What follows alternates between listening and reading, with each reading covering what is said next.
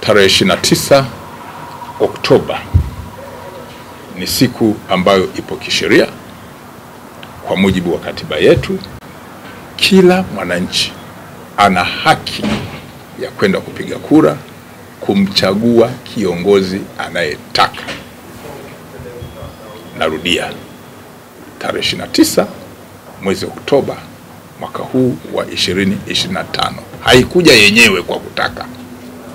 Ipo kisheria, ipo kikatiba, na watu wana haki ya kwenda bila hofu kupiga kura na kuchagua mtu yoyote wanayemtaka. Vitendo vya kutisha watu,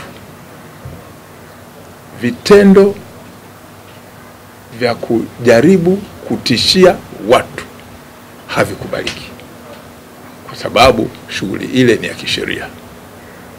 Kwa hiyo jeshi la polisi litaendelea kufuatilia, kuzuia, kubaini na kutanzua matishio yote ya kiusalama, na siku hiyo watu watatimiza jukumu lao la kikatiba bila hofu.